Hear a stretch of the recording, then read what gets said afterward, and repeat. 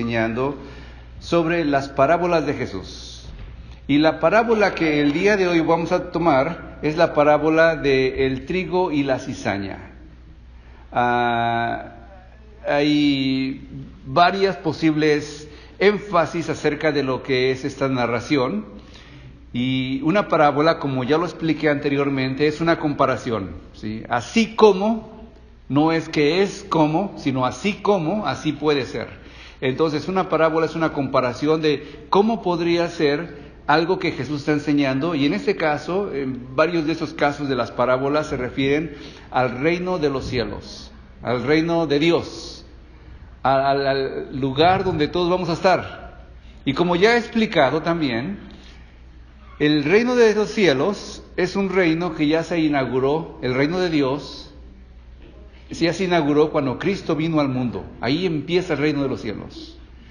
Pero no se ha manifestado completamente en todo su esplendor. Solamente hemos visto parte de lo que es el reino de los cielos, y algunos ya vivimos con la ética del reino de los cielos.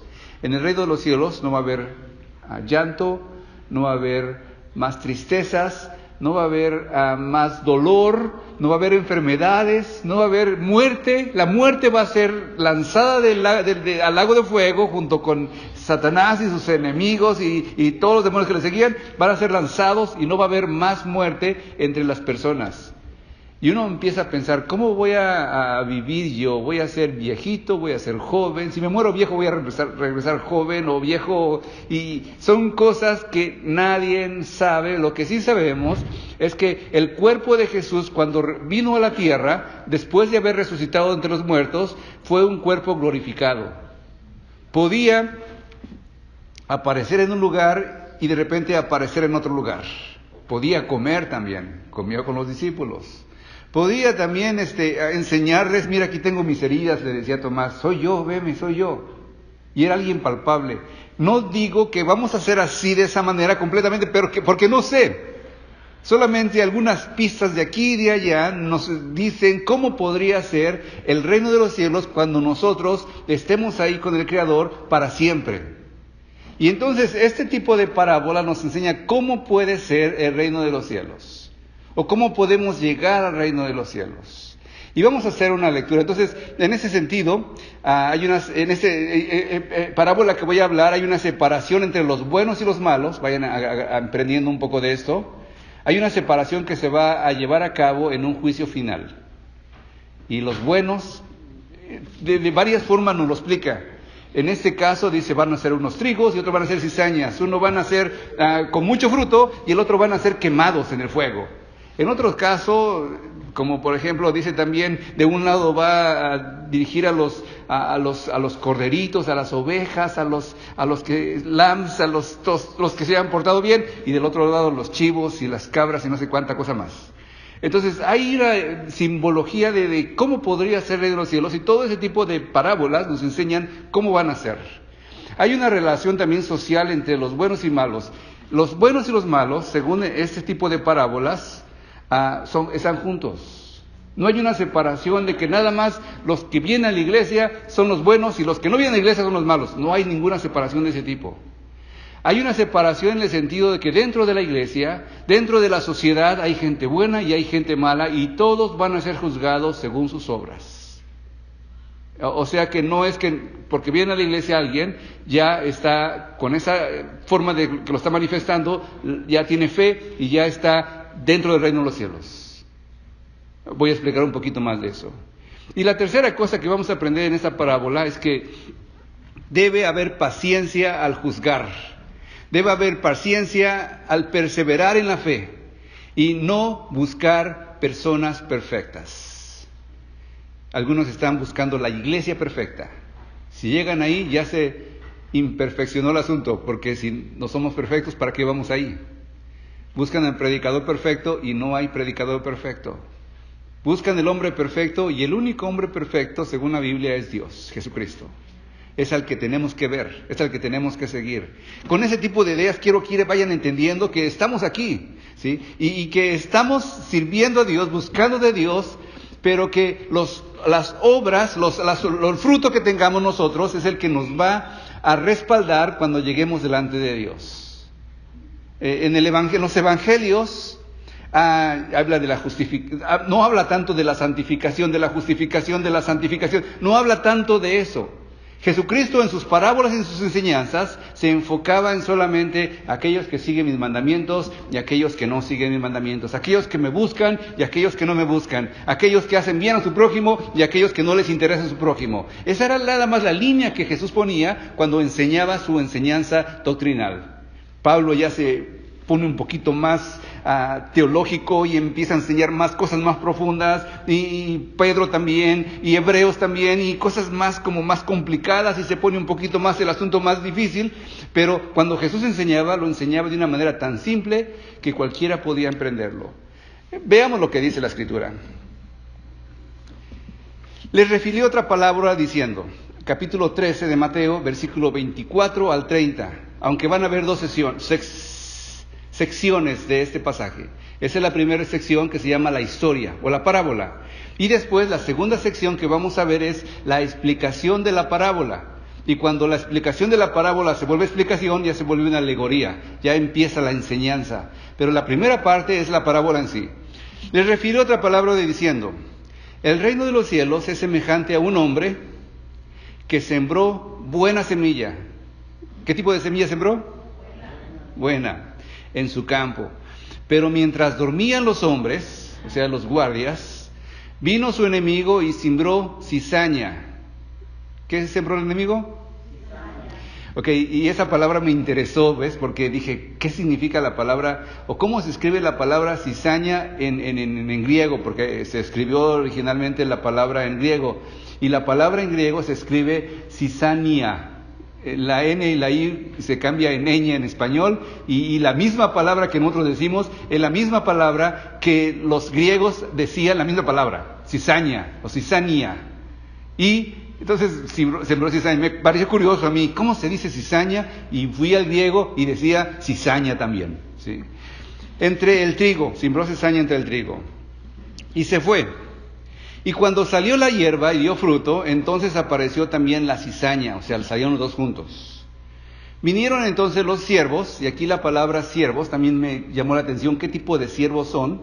La palabra que utiliza es duloi, o significa en ese sentido esclavos. No eran siervos que nada más alquilaban, ni trabajadores, eran personas que estaban siendo poseídos por un señor, un dueño, era su amo. Entonces estas personas eran completamente propiedad del dueño que había sembrado la buena semilla. Y ahí me cae un poquito el 20 cuando Pablo dice, Pablo, esclavo de Jesucristo. Dice siervo de Jesucristo, pero la palabra que utiliza es esclavo de Jesucristo. No sirviente, porque el sirviente se alquila, ¿sí?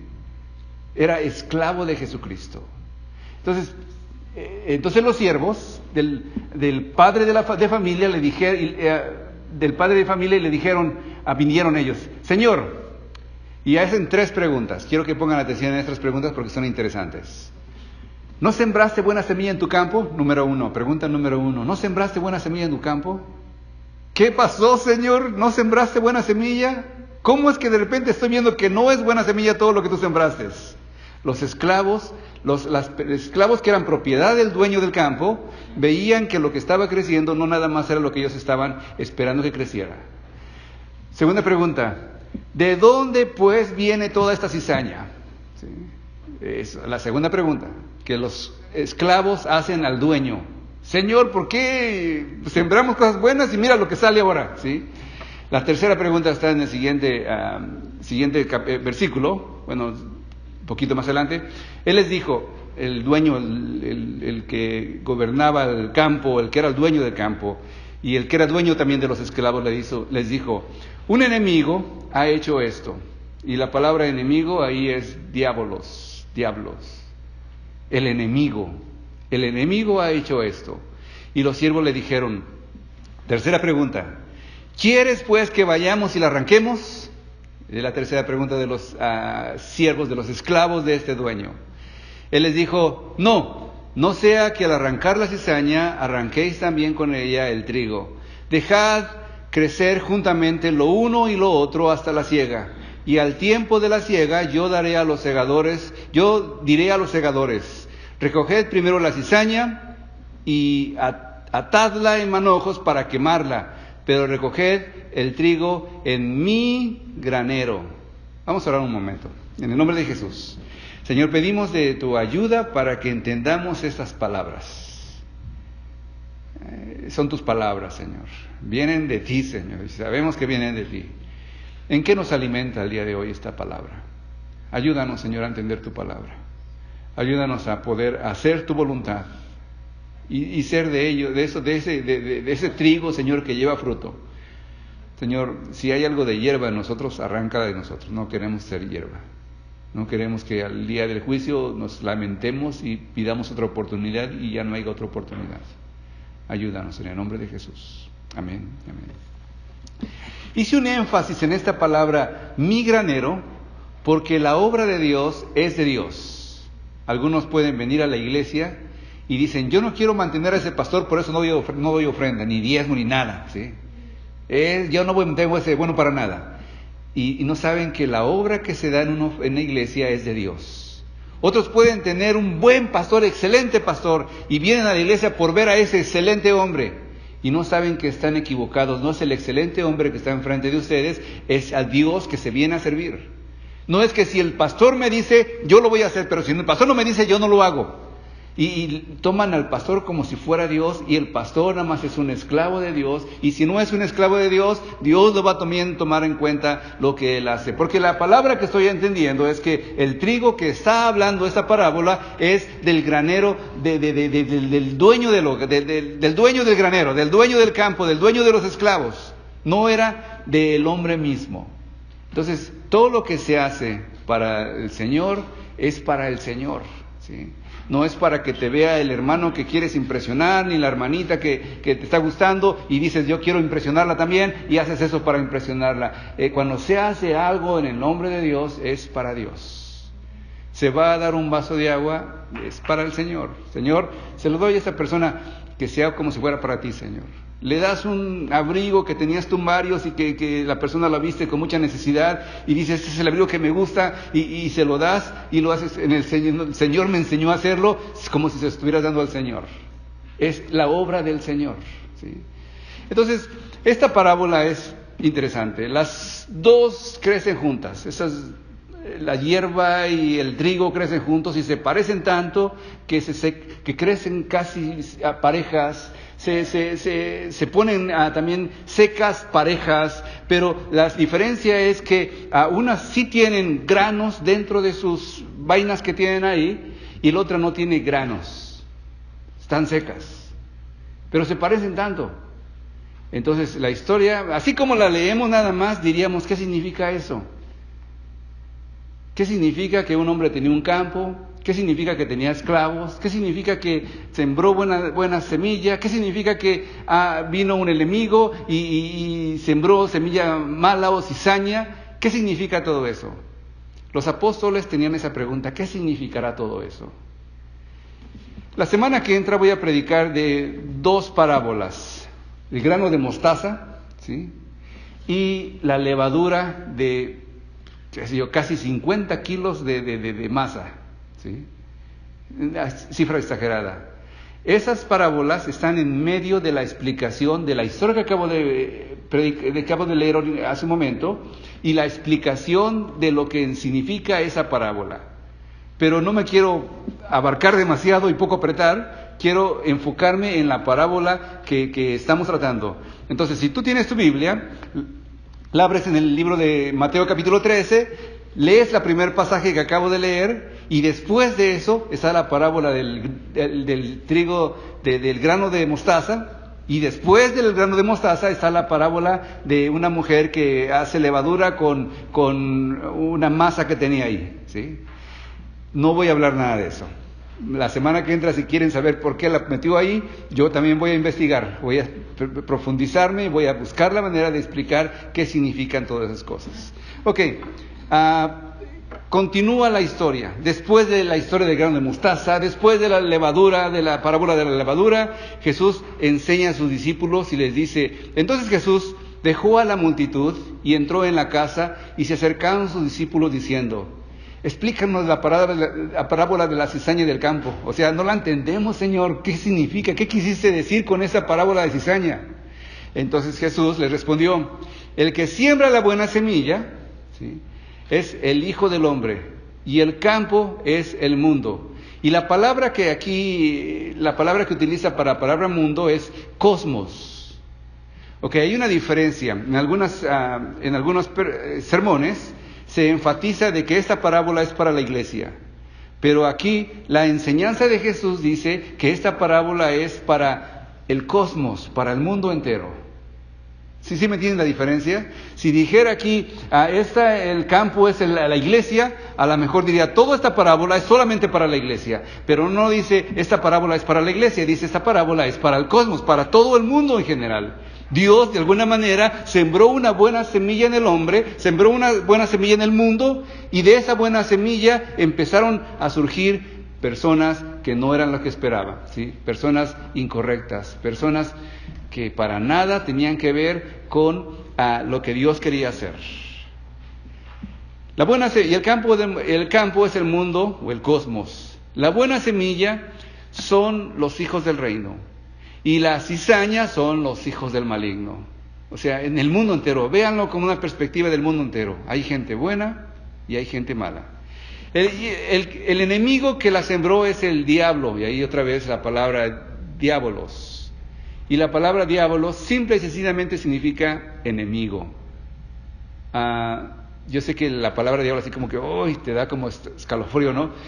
Es simplemente un enemigo, el enemigo de nuestras almas. Y a lo mejor, pues pensando un poquito en la que pasó, ¿por qué este enemigo se volvió enemigo del dueño de todas las cosas?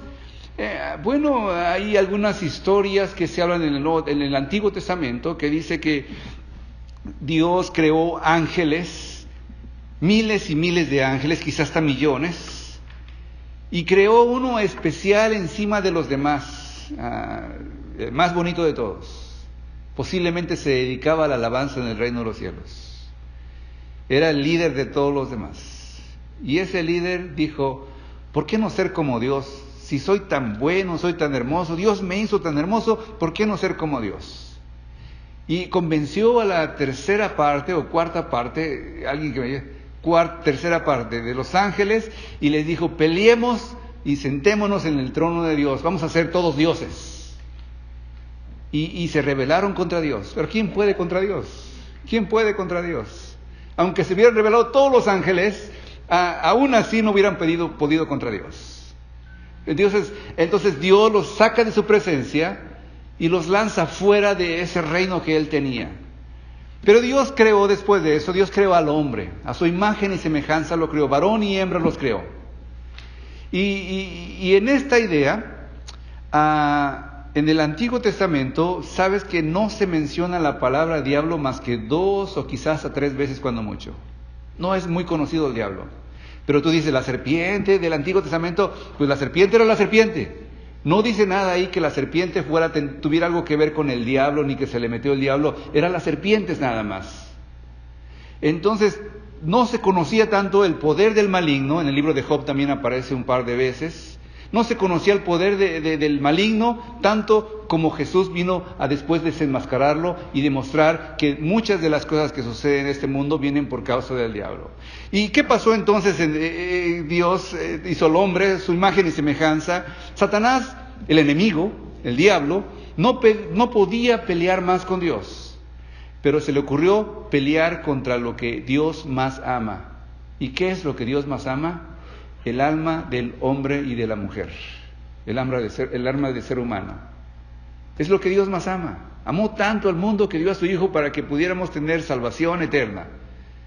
Nos ama tanto Dios. Y Satanás se dio cuenta de que que Dios amaba al hombre, y dijo: voy a meter cizaña en ellos. Este diablo, aquí en el Antiguo Testamento, solamente era una serpiente. En el último libro de la Biblia, Apocalipsis, esa serpiente se convierte en un dragón. Dice el dragón, que es la serpiente antigua. Entonces, ese enemigo que tenemos de nuestras almas está continuamente, desde el principio, tratando de arruinar la obra de Dios. Dios entonces crea semillas buenas, crea semillas que no nada más el pueblo escogido de Dios, Israel, y nada de eso, ni la iglesia solamente. Todos los hombres deberían servir a Dios porque Dios los hizo. Pero Satanás viene y trata de desviar la atención del corazón de los hombres para que no le sirvan a Dios. La ciega, dice en esta historia, Jesucristo dice, es el fin del mundo y los segadores son los ángeles. Y la palabra ángeles aquí, no sé si ustedes sabían, pero la palabra ángeles significa mensajeros. Entonces puede ser que sean los ángeles, los de balitas y la coronita y que andan volando aquí para allá, o puede ser que sean los mensajeros de Dios que predican la palabra y que hacen que las personas vengan a Dios. Son los segadores, sigan las almas para atraerlos al reino de Dios. O puede ser que sean ángeles que al final, al último de las circunstancias del mundo, van a venir, van a aparecer y van a separar a unos de otros. Hay esas dos posibilidades. Siguiendo con esa historia, Jesús dice, por tanto, así como la cizaña se recoge y se quema en el fuego, de la misma manera será en el fin del mundo. El fin del mundo entonces es esa palabra en griego que está ahí. Y dice, el Hijo del Hombre enviará a sus ángeles y recogerá de su reino a todos los que son, piedra de tropiezo. Y la palabra piedra de tropiezo que encontré ahí, ¿qué quiere decir? La leí y la palabra en griego se llama escándala, algo así como escándalo. Entonces, aquellas personas que son piedra de tropiezo, que no van a entrar en el reino de los cielos, son las personas que han hecho escándalo de su vida.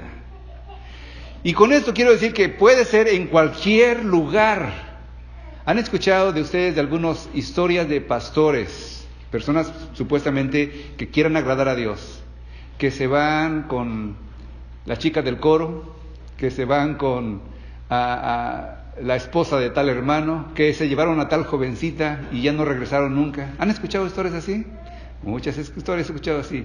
¿Han escuchado de hombres que dedicaron su vida a Dios y dijeron nunca casarse y que han abusado de niños en ciertas iglesias? Y no nada más de uno o dos, sino que ya es una serie de varios niños. ¿No se llama eso escándalo? Eso es un escándalo, ¿sí? Estas personas, dice en la Biblia, van a tener poca oportunidad de tener buena calificación en el reino de los cielos. Escándalo se podría llevar a muchos términos, ¿sí? Pues ya no tanto.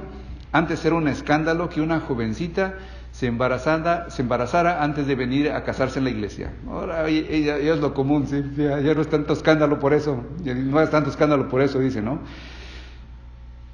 El escándalo es aquello que hace que una persona tropiece a otras personas en su vida espiritual. Las personas que son piedra de tropiezo son escándalos. Son personas que están continuamente buscando la manera de que otras personas no sigan adelante. Es increíble la cantidad de historias que podría contarles de personas así. Es más, en algunos círculos también aún he escuchado de rabinos, maestros que han dedicado toda su vida a enseñar las cosas justas de Dios, no de Cristo, no del cielo en la tierra, pero en algún momento llegan a decir a su congregación, ya no creo en Dios, y no se vuelve un escándalo. Pero porque es un trabajo el ser rabino, sigo siendo rabino, ¿sí? Si alguien tiene una pregunta, pues pregúnteme a mí, porque yo sé suficiente. Y no se vuelve un escándalo por estar diciendo Dios ya murió, Dios está muerto. No se vuelve un escándalo cuando precisamente del grupo judío surgieron muchas de las ideas comunistas, de Dios no existe, de personas que pensaban tanto que dijeron y han negado a Dios y se han vuelto necios, pero porque son de cierta raza piensan que tienen la razón ahora. No se vuelve eso un escándalo, ¿sí? Y la segunda persona que no va a entrar en el reino de los cielos, y los que hacen iniquidad. Y la palabra iniquidad, ahí le busqué también qué decía en griego, y la palabra es anomian, anomios. La palabra nomos significa ley. Y la palabra a antes de nomos significa una persona sin ley. Cuando ustedes encuentran una palabra que empieza con a, que bien surgió del griego, regularmente esa palabra, si empieza con a, es sin, ¿sí? Y después la siguiente palabra es sin, el complemento de la siguiente palabra. Entonces, los que hacen iniquidad son personas sin ley, ¿sí? Es más, hasta pueden estar en una iglesia, fácilmente. Si vienen aquí, se sientan, cantan con todos los demás y se van como todos los demás. No se quedan, nada más los que se quedan son las bancas regularmente, ¿sí? No digo nadie que quiera hacer una banca aquí, no, mi idea no es que tú hagas una banca también. Es igual que los demás. Solamente que dicen, yo no me sujeto a nadie, yo solo me sujeto a Dios. Y como Dios no está por ningún lado por ahí, pues no se sujetan a nadie ni son personas sin ley. Son personas que no les interesa lo que diga la palabra, porque su ley son ellos mismos. Yo digo lo que yo creo y así nadie me va a cambiar de opinión. Yo pienso así, yo creo así, yo nomás voy ahí porque pues me siento bien, hay un gozo especial, me gusta la alabanza, me gustan las ideas que da el predicador, pero nada más hasta ahí. Que no me digan que tengan que cambiar, que no me digan qué hacer. Y son personas sin ley, ¿sí? Pero después de eso, dice, y ahí esa iniquidad son los anomos, los que no tienen ley, y los echarán en el horno de fuego. Allí será el llanto y el crujir de dientes. Pero el versículo 43 es el que más debería interesarnos a nosotros. Entonces los justos, los dicalos, dicalos es como una palabra que es una persona que ha sido limpiada, que le han sido perdonados sus pecados, una persona que ha cambiado, una persona que posiblemente hizo muchas cosas malas, pero ahora ya está haciendo cosas buenas. Entonces esos dicalos resplandecerán como el sol en el reino de su Padre. El que tiene oídos para oír, oiga. Increíble, resplandecerán como el sol, ¿sí? Es ahí cuando estoy diciéndote que el reino de los cielos, el hombre, la mujer, el niño, el anciano, van a ser transformados.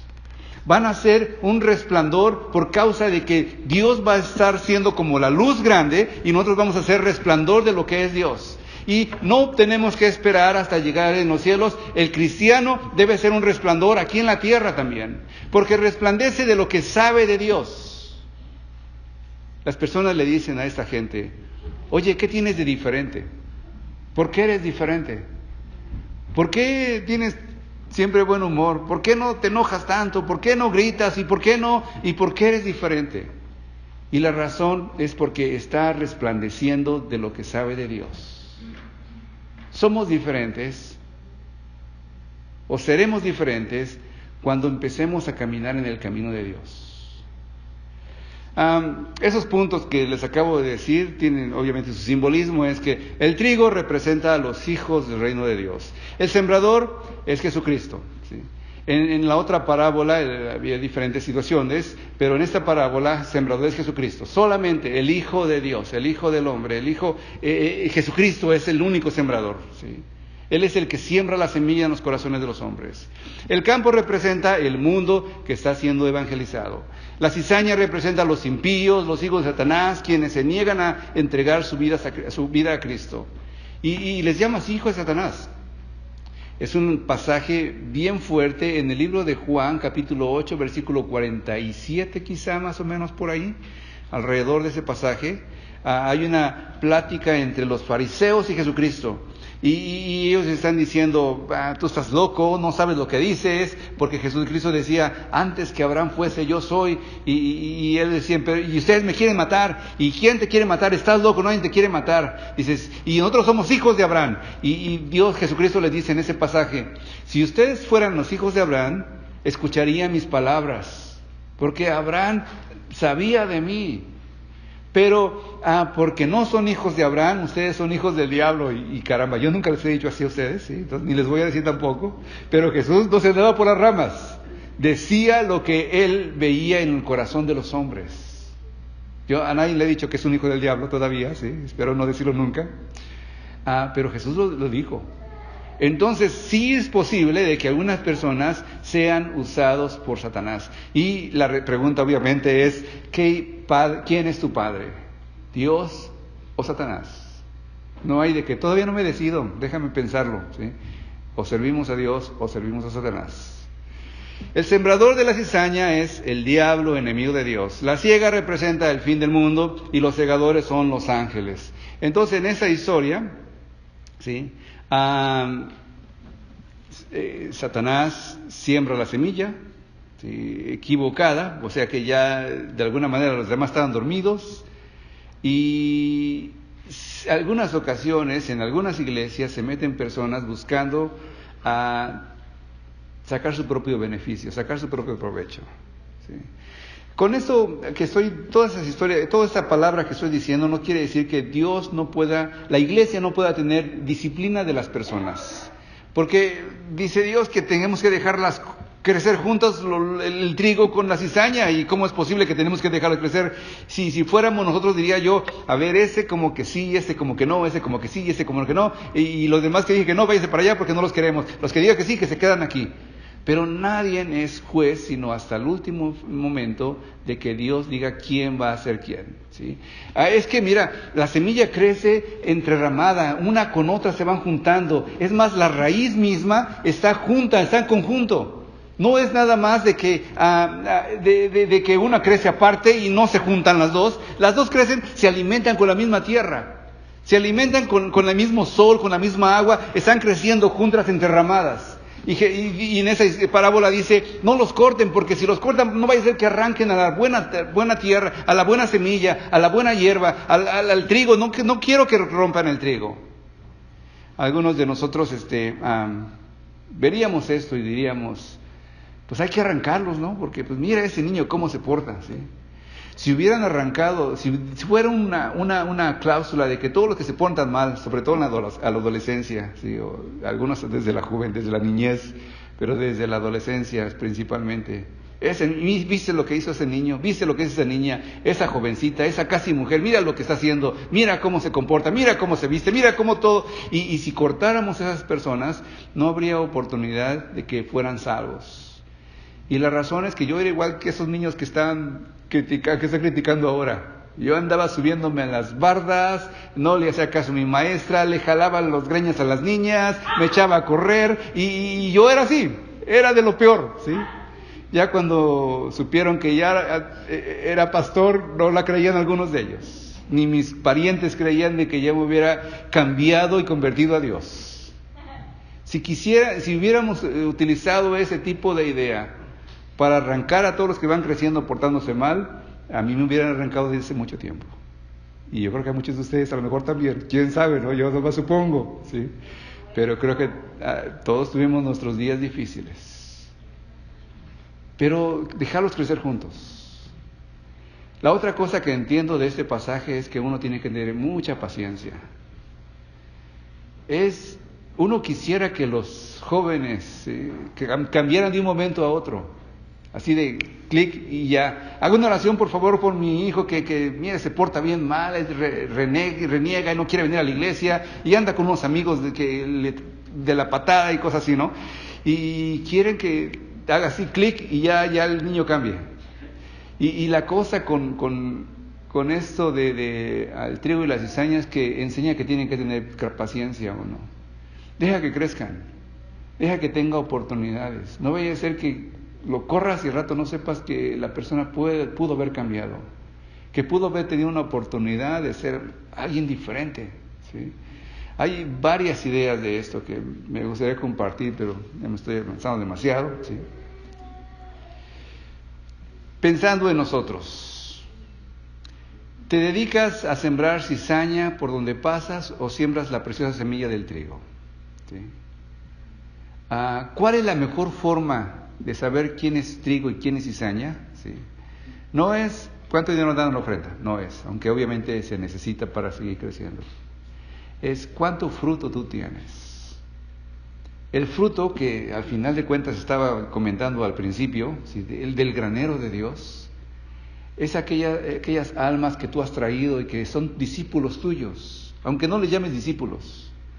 Le llamas amigos a lo mejor, pero tú los estás educando, los estás edificando, les estás orando por ellos, estás interesado por ellos, les estás llamando cuando están en dificultades, y al principio pues puros pleitos y parece que nunca cambia, pero después lo ves cambiar, y ese es tu fruto. A lo mejor hasta tus hijos pueden ser tu fruto. ¿Sí? Verlos cómo cambian, verlos cómo se moldean, verlos cómo son diferentes, ese es un fruto también. Todo lo que tú haces para buscar que la siguiente generación, los parientes tuyos, aún tus padres que ya son la generación antigua, sean mejores, y tú pones de tu parte para bendecirles, ese es un fruto que Dios va a tomar en cuenta con lo que tú estás viviendo. Yo sé que la salvación no es por obras, porque parece que estoy diciendo puras obras, puras obras, puras obras. La salvación es por fe, obviamente, pero el que tiene fe debe de demostrarlo. Y yo sé que también son tiempos difíciles. Una historia que estaba leyendo en la Biblia de una mujer llamada Esther, a una reina llamada Esther. En esa historia de la reina Esther hay gente emborrachándose, hay sexo abierto, hay ¿cómo se llama? Un concurso de belleza donde las mujeres tuvieron que estar de acuerdo en que se iban a casar con el rey. ¿Cómo se llaman esas reality show del galán? Nada más que un galán y como 15 muchachas peleando por el galán. No sé cómo se llaman, pero creo que ustedes sí saben, ¿no?